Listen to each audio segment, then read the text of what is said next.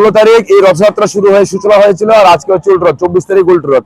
আমাদের মধ্যে আজকের এই রথের শুভ উদ্বোধক রয়েছেন আগরতলার মাননীয় যিনি মেয়র রয়েছেন শ্রীযুক্ত দীপক মজুমদার মহোদয়, সঙ্গে আরো রয়েছেন আমাদের এই মন্ডল প্রেসিডেন্ট এই বড়মালীপুরের, তাছাড়া গেস্ট রয়েছে।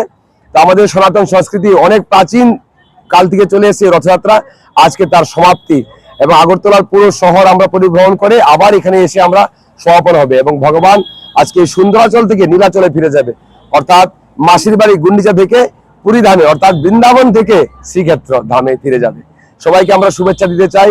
আমরা সনাতন সংস্কৃতির লোক, আমরা বিশ্ব শান্তি চাই। সবাইকে ধন্যবাদ। हरे कृष्णा, जय जगन्नाथ।